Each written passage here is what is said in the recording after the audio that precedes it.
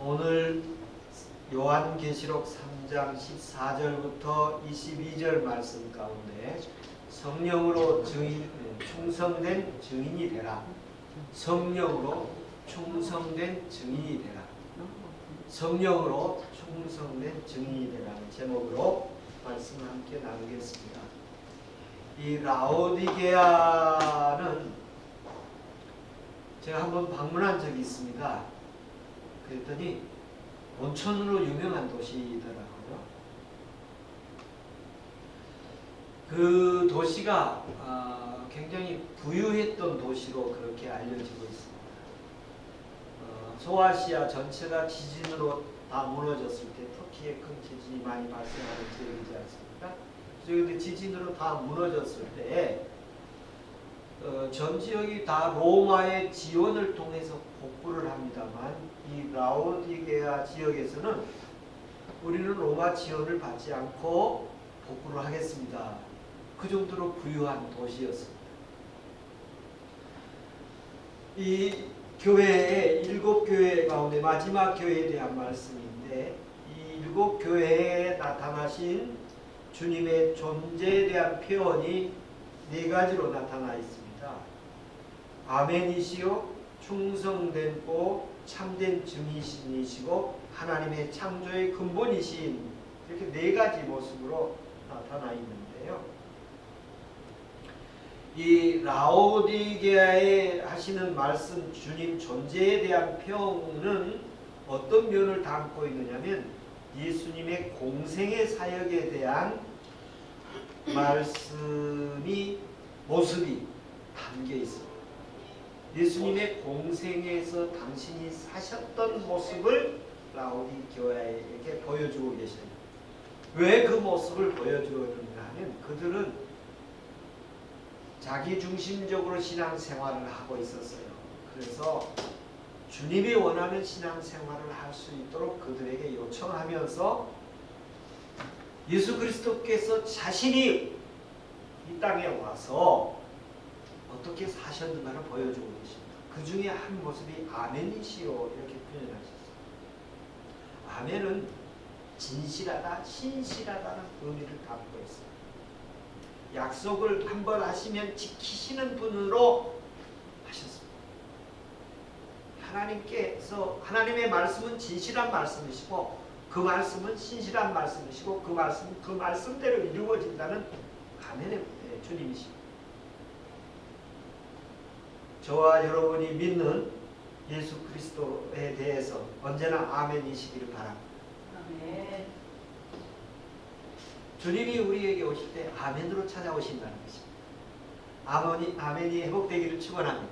아멘. 아멘이 분명해지기를 바랍니다. 아멘. 아멘이 더 커지기를 바랍니다. 아멘. 아멘이 뜨거워지기를 바랍니다. 주님은 우리에게 찾아오실 때 아멘으로 오셨어요. 그래서 예수님께서 이 땅에 사시면서 하나님의 말씀에 대해서 예라 하고 아니라 하면 없느니라고 말씀하셨어요. 예수님은 이 땅에 오셔서 아멘으로 사셨습니다. 하나님 말씀에 대해서, 하나님의 뜻에 대해서 십자가가 자기 앞에 와도 아멘이었습니다. 옆구리에 창이 찔려도 그분은 아멘이셨습니다. 수치와 멸시와 모욕을 당해도 그분은 아멘이셨습니다. 저와 여러분의 삶의 여정에 있어서 주님의 말씀이 아멘이기를 축원하고 자녀들이 부모에게 아멘하기를 축복합니다. 여러분 그리스도인들이라면 예수님에게 아멘이셔야 합니다. 여러분 그렇지 않습니까? 여러분 아멘이시죠? 아멘. 그런가 하면 예배 때 주님이 말씀하시면 아멘에서 은혜되기를 바랍니다. 두 번째 모습은 충성되신 분으로 나타납니다. 라오디게아의 주님의 존재에 대해서 표현을 충성으로 표현하고 있는데요. 예수님이 자신이 하나님께서 보내신 목적, 하나님이 주신 일에 대해서, 사명에 대해서 헌신하고 희생하고 충성된 일꾼이었습니다. 예수님은 하나님께서 자신에게 주어진 사명에 대해서 희생하고 헌신하고 충성된 모습이었습니다. 주님은 충성된 분이셨어요. 그래서 자신을 가리켜서 충성이고 그렇게 표현하십니다. 바울도 말했죠. 내가 나의 달려갈 길을 다 가고 믿음을 지켰습니다. 그래서 자신의 충성된 모습을 표현하고 있습니다.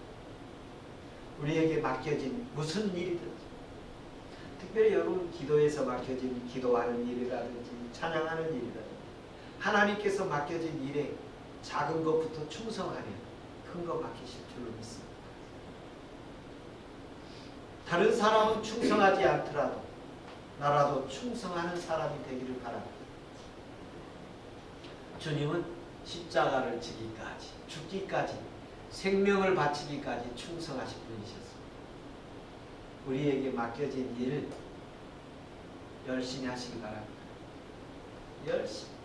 충성은 포함되어 있는 게 뭐냐면 열심히 하는 거예요. 목숨 걸고 하는 거예요. 충성.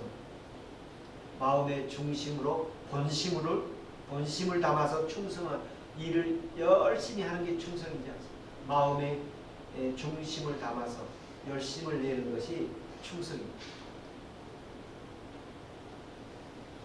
참된 증인이시고, 그래서 여러분 마지막에 주님 앞에 섰을 때 두 가지로 우리를 심판하는 모습을 하나 보는데, 악하고 게으른 종아, 착하고 충성된 종아, 이렇게 부르지 않습니다. 충성이 얼마나 주님 앞에 귀하게 여기고 게으름이 얼마나 주님 앞에 악한 것이다. 게으름과 악을 동일선상에 두고 있음을 볼 수 있습니다. 열심을 내는 은혜가 있기를 바랍니다. 이 후반기 들어서 더 열심을 내기를 바랍니다. 새 출발하기를 바랍니다. 참된 증인이시다, 이 말은 계시록 1장에서도 말씀을 하고 있습니다만, 하나님께서 예수 그리스도를 소개할 때에 충성된 증인이요 죽은 자 가운데서 나신 자요 땅의 임금의 머리가 되신, 이런 표현을 썼어요.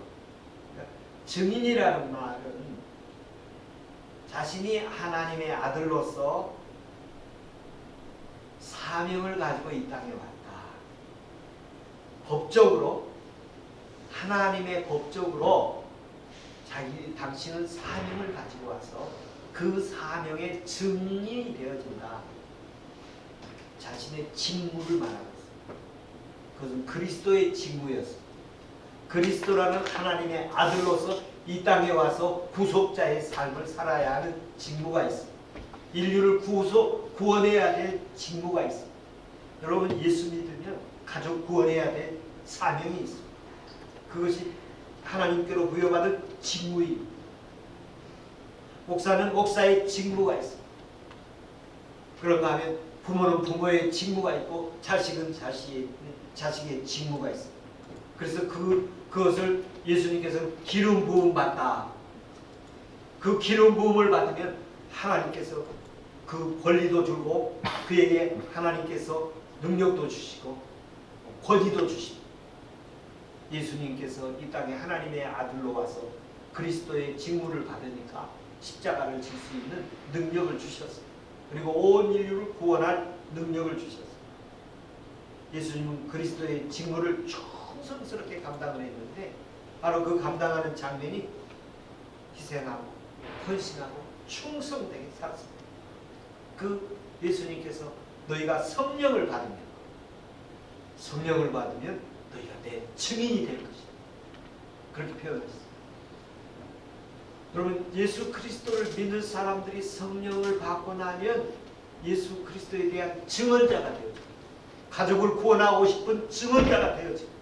사명감이 느껴지고 직무를 열심히 감당하게 될 줄로 믿습니다. 근데 네 번째는 하나님의 창조의 근본이시다. 이분이 하나님이시라는 것입니다. 자신이 하나님이시다. 예수님이 하나님이 된다는 사실을 아는 것은 놀라운 은혜입니다. 저희 어머니가 가면서 마지막에 그런 말씀을 하시더라고요. 누가 어디를 가시나요? 그러니까 하늘나라를 가요. 여호와라는 말을 사용합니다. 여호와라는 말. 하나님이 인도하셔서 하나님 나라로 가신다고 표현했어요. 저와 여러분이 하나님의 믿음 생활하는 여정 속에서 창조의 근본이신 하나님 예수 그리스도를 만나는 은혜 있기를 축복하고 인도함 받기를 축원합니다. 두 번째 모습은 라오디게아 교회에 대한 주님의 진단과 평가가 나오게 됩니다. 라오디게아에 대한 진단이 어떻게 되느냐면 주님이 라오디아 교회에 진단하는 것하고 라오디아 교회 자신들이 자신의 교회를 진단하는 모습이 아주 대조적이에요. 평가가 서로 완전히 달라요. 라오디게아 교인들은 자신들에 대해서 평가를 아주 긍정적으로 내놓습니다. 우리는 괜찮다, 풍요롭다, 부유롭다, 부자다. 사람들 보기에는 아주 평가가 좋아요. 그런데 주님이 보기에는 아주 안 좋습니다. 칭찬이 하나도 없어. 어떤 칭찬이냐면 미지근하다, 그런 표현을 씁니다. 제가 서두에 온천 지역이라고 그랬잖아요. 미지근하다는 말하면 온천에서 사용하고 남는 물이에요. 그러니까 아주 토할 물이죠. 그런 모습이에요. 그래서 라오디게아 교회의 미지근한 신앙에 대해서 책망을 하십니다. 공생의 주님은 아멘이요, 충성이요, 증인이요, 하나님의 모습이었는데 이 라오디게아 교회의 모습에서는 그런 모습을 찾아볼 수 없는 거예요. 헌신과 희생과 충성을 찾아볼 수가 없어요. 그런데 자기들은 부족이 없다, 이렇게 표현합니다. 그러니까 신앙생활하는 우리 자신의 뒤에서 보면 내 신앙생활 나는 괜찮다, 그래도 내가 할 만큼 한다.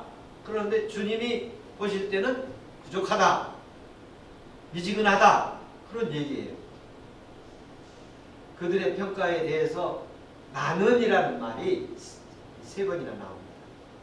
언어로 보면 이 나는 이렇다, 이렇게 표현이 3번 나오는데 나는 부자다, 나는 부유하고 나는 부족한 것이 없다. 자기 중심으로 자기를 진단하고 있습니다. 인간적인 평가를 하고 있는 것입니다. 그들은 더 높은 제자도에 관심이 없고 도전에 대해서 관심이 없고 현실에 안주하고 안일하고 느슨하고 느긋한 자세를 보이고 있습니다. 신실하고 충성되고 참된 증인이신 주님의 모습과 굉장히 대조적이에요. 주님은 라오디게아 교회에 대해서 근본적으로 평가하기를 미지근하다, 이렇게 평가하면서 자신의 삶을 얘기합니다. 자신은 아멘이요, 충성되고 증인이다. 희생하고 헌신하고 충성되게 살았는데 이 라오디게아 교회인들은 그렇지 않은 거예요. 주님의 제자도에는 2가지가 있는데요. 하나는 자기 사명을 십자가로 지고 가는 거예요. 자기 사명을 십자가로 지고 가는 거예요. 두 번째로는 자기 고난의 십자가를 지는 거예요. 그러니까 사명의 십자가를, 제자라면 그리스도의 제자도라면 사명의 십자가를 지고 가고 부르심의 십자가를 지고 가고 자기가 깨달은 하나님 앞에 사명을 지고 가는 거예요. 각자 사명이 있는 거예요. 어떤 사람은 물질에 대한 사명이 있고, 어떤 사람은 기도에 대한 사명이 있고, 어떤 사람은 찬양에 대한 사명이 있고, 어떤 사람은 은사로 헌신할 사명이 있는 거예요. 그 사명을 감당하기 위해서 그 사명을 십자가라고 생각하고 지고 가는 거예요.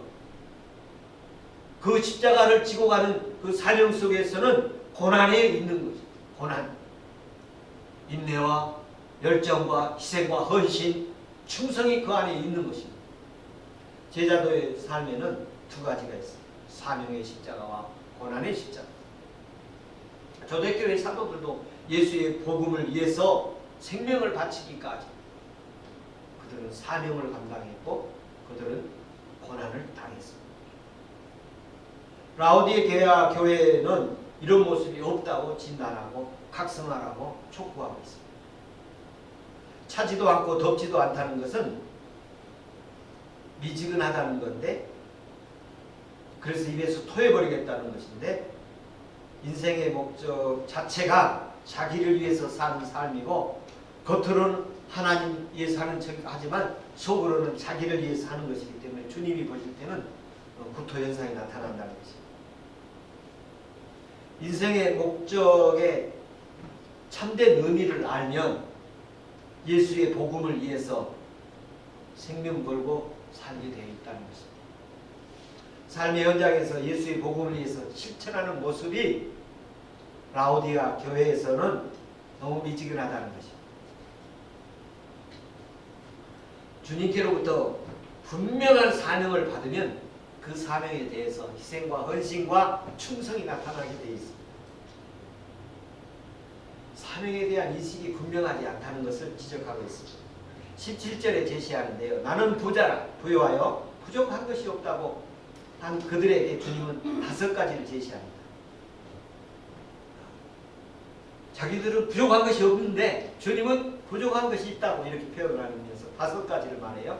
곤고한 것, 가련한 것, 가난한 것, 눈먼 것, 벌거벗은 것. 그들은 잘 입고 있었어요. 그리고 잘 먹고 있었어요. 그리고 보였습니다. 자기들이 부자로 보였어요. 그런데 주님은 그들을 향해서 볼 때 곤고하고 외롭고 곤고하고 그리고 불쌍하고 가련하고 가난하고, 그들은 부유하다는데 주님은 가난하다고 하죠. 그들은 잘 입었는데 벌거벗었다고 말씀하십니다. 주님의 모습은 그들이 보는 모습하고 전혀 상반되는 거예요. 주님이 평가하시는 이 5가지 부족함에 대해서 해결책을 제시하는데요.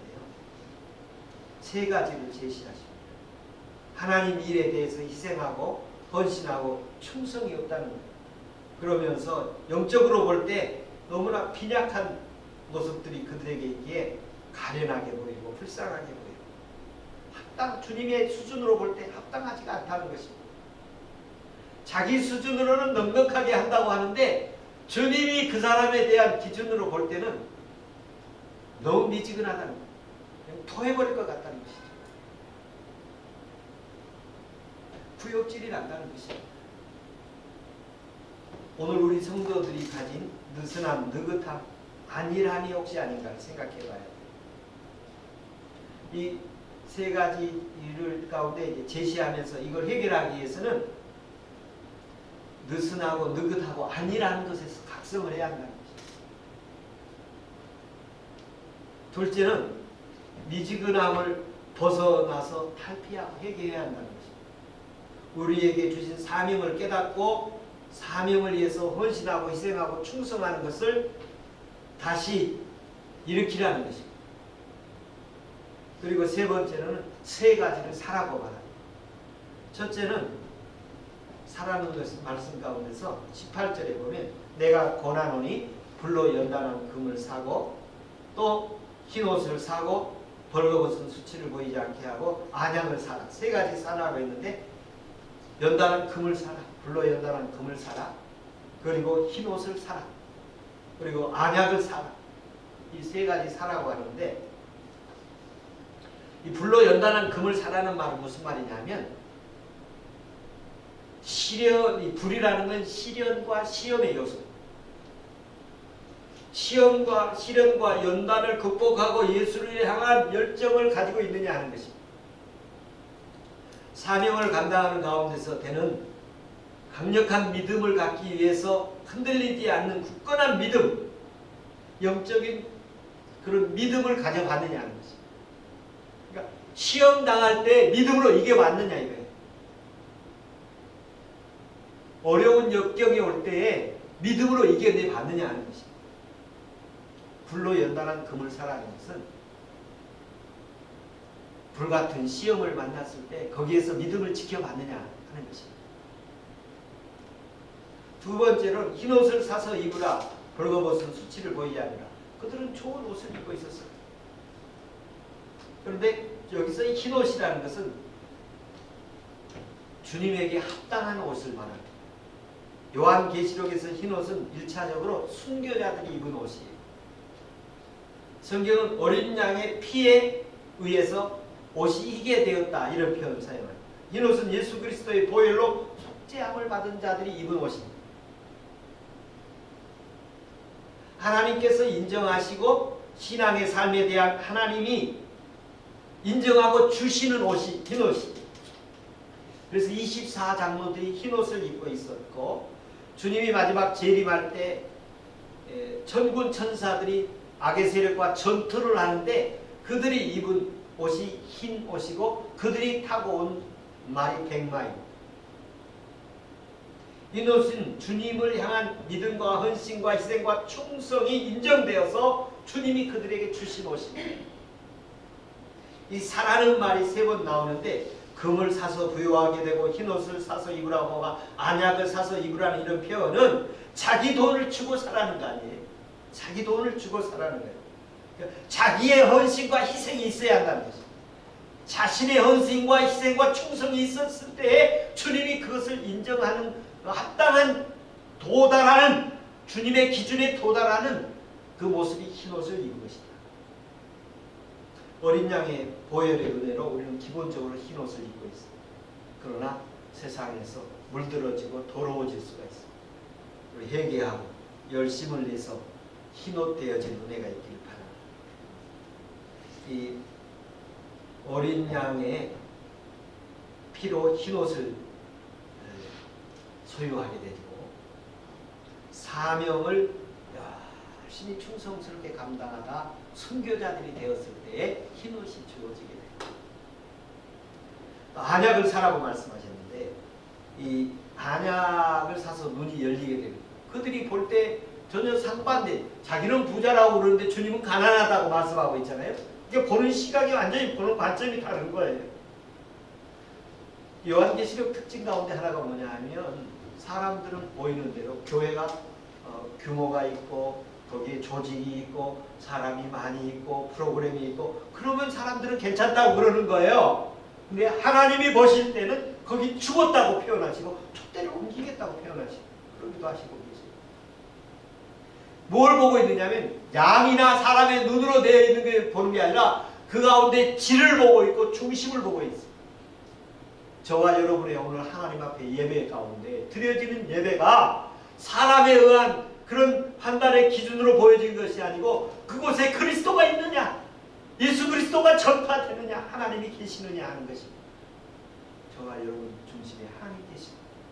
우리 주님이 오늘 이곳에 아멘으로 거니시고 계시고 증인으로 거니시고 계시고 충성으로 거니고 계시는 그 주님이 우리를 보시면서 착하고 충성된 종아 칭찬하시면서 다가오신 은혜가 있기를 축복합니다. 안약을 사서 바르므로 말미암아 보이게 되는데 우리는 성령이 임했을 때 주님의 은혜의 세계를 보게 되죠. 성령이 임했을 때 구속의 주님이 보여지고 속죄의 주님이 보여지고 부활의 주님을 만나게 되고 하늘의 영광의 세계가 보여지고 하나님 나라 천국이 우리에게 보여지게 되는 것입니다. 그러면서 말씀을 하십니다. 이 성령이 들어오면 우리에게 회개가 일어나고 열심이 생겨지고 그리고 열정이 생겨지고 성령의 열정이 생겨지면서 우리가 하나님의 말씀에 감동이 들어와지고 감동이 들어와지면서 내 사명과 은사에 가지고 주님께 충성이 일어나게 되는 것입니다. 우리는 이 땅에 주님이 주신 사명이 있기에 존재한 줄로 믿습니다. 주님이 주신 그 사명 열심히 감당해내고 주님 앞에 섰을 때 착하고 충성된 종으로 칭찬받기를 축복합니다. 열심을 내라 회개하라. 자기를 부인하고 자기 십자가를 지고 주님을 따라가 사명을 위해서 헌신하고 희생하고 충성하는 본을 보이는 이런 모습을 가지라고 라오디게아 교회에게 주님이 말씀하시고 계십니다. 마지막 세 번째 말씀입니다. 주님의 권면에 순종하는 자에게 주시는 축복의 약속입니다. 20절에 보면 볼지어다 내가 문 밖에서 두드리노니 누구든지 내 음성을 듣고 문을 열면 내가 그에게로 들어가 그로 더불어 먹고 나는 그로 더불어 먹으리라. 주님이 여기서 문을 두드리는 모습을 모습을 보이고 있어요. 문을 두드리는. 오늘도 우리의 마음의 문을 주님이 두드리시는 은혜가 있기를 바랍니다. 내 신앙의 전체적인 모습에 대해서 주님이 두드리는 모습이 있기를 바랍니다. 그리고 그곳에 주님이 들어오시길 바랍니다. 사명에도 주님이 들어오시면 주님과 더불어 먹고 살게 될 것이고 우리 가정에도 주님이 들어오면 우리 주님과 더불어 먹고 살게 될 것입니다. 영동교회도 주님이 들어오시면 주님과 함께 살게 될 것입니다. 설교 속에서도 주님이 들어오시기를 바랍니다. 주님이 제게 들어오신 적이 있고 부활의 주님이 제게 들어오셔서 말씀하시게 하십니다.